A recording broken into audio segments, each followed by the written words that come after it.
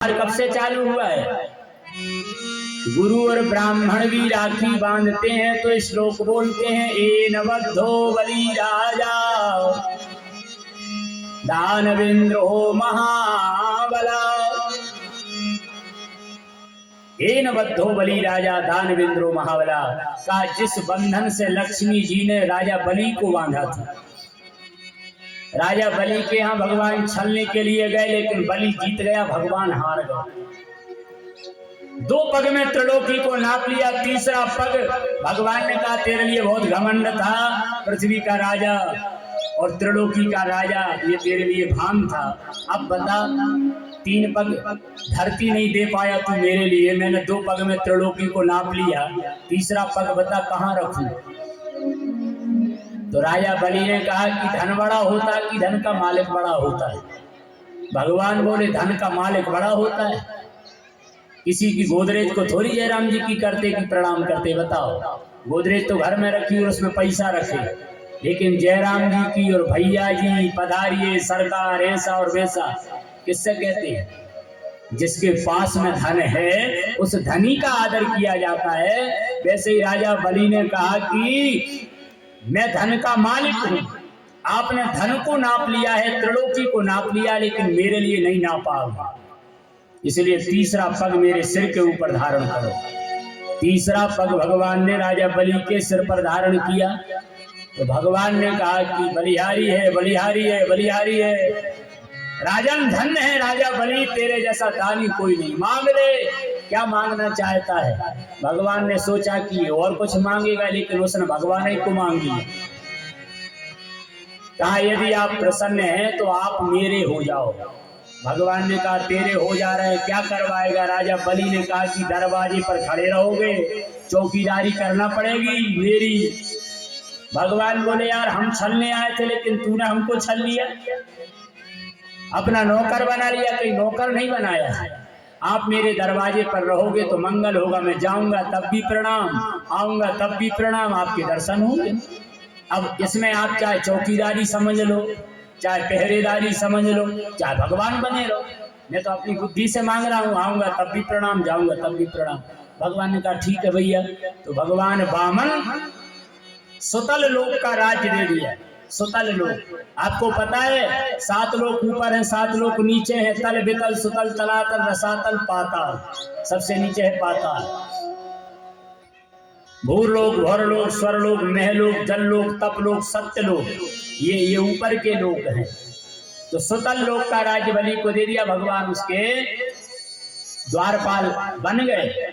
और राजा बलि से कहा कि अभी जो इंद्र हैं इसके बाद में राजा बलि इंद्र बनेंगे, इस चतुर्युगी के बाद राजा बलि इंद्र बनेंगे।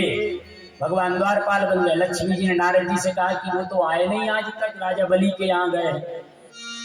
नारद जी बोले कि अब कभी नहीं आएंगे, कभी नहीं आएंगे। अब जिस पत्नी से उसके पति के विषय में ऐसा कह दिया जाए कि आपको कभी नहीं आएंगे, वो तो बंधन में है, बांध ले उनको, तो बताओ पत्नी दुखित होगी कि नहीं होगी? पत्नी जरूर दुखित होगी, अच्छी पत्नी होगी तो दुखी होगी, और पति को नहीं चाहती होगी तो कहेगी अच्छे बंधे बंधे ही रहे। लक्ष्मी जी बहुत दुखी हो गई, नारद जी से कहा उपाय बताओ। नारद जी ने कहा कि एक काम करो, श्रावण का महीना है, ध्यान रखो कथा की ओर। हाँ अच्छी बात, आप ही लोगों की बात बता रहे हैं, नहीं तो हम सब भाइयों से कह देंगे कि ये कछू लाए तो मैं 50 ही को देंगे। राखी की बात बता रहे हैं।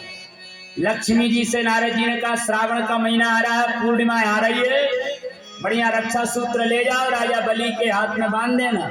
वो बड़ा दानी है, कंजूस नहीं है, उदार है, तो रक्षा सूत्र बनवा करके निश्चित राजा बलि कहेगा कि मांग ले बहन जो कुछ मांगना। तो लक्ष्मी जी बहुत गरीबनी बहन बन करके चली गई। हाँ अपने रूप में नहीं गई, पुरानी सी धोती पहन करके चली। भैया मैंने तुमको ही भैया मान लिया है, आज बड़ा त्योहार है, पूर्णिमा है, राखी बनवा लो, मैं गरीबनी बहन हूँ। राजा बलि ने हाथ बढ़ा दिया, कहा मैं तो गरीबों का भला करने वाला हूँ, जो भी गरीब मेरे यहाँ आ जाता अमीर बन जाता है, बांधो। लक्ष्मी जी एन बद्धो बलि राजा दानवेंद्रो महाबला तेन त्वाम इस श्लोक का अर्थ क्या है? इस श्लोक का अर्थ है आज भी कि जैसे राजा बलि को राखी बांधी थी वैसे हम आपको बांध रहे हैं। लक्ष्मी जी ने राखी बांध दी।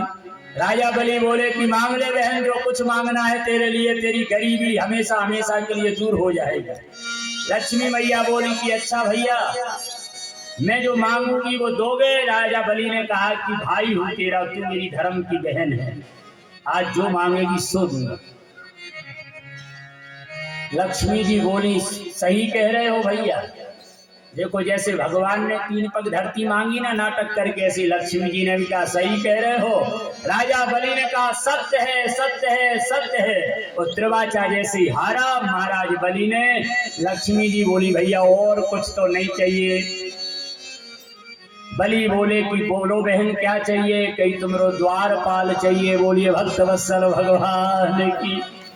कहा तुम्हारा जो द्वारपाल है ना, इस द्वारपाल को दे दो तुम राखी के बदले में। महाराज बलि रोने लगे, आंखों में से आंसुओं की धारा बहने लगी। कहा बहन, मैं एक दिन त्रिलोकी का राजा था, लेकिन त्रिलोकी को हार करके मैंने ये द्वारपाल पाया था, और तूने तो आज सर्वस्व मांग लिया।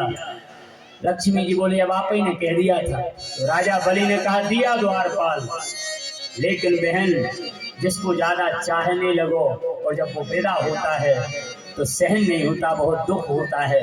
और तुमने मेरे प्राण प्यारे द्वारपाल को मांगा है, तो आज तो विदा नहीं करूंगा, 2-3 महीना रुकना पड़ेगा। लक्ष्मी जी से कहा कि तुमको भी रुकना पड़ेगा भैया के यहाँ। लक्ष्मी जी ने कहा बिल्कुल भैया, कितने दिन तक रुकना पड़ेगा?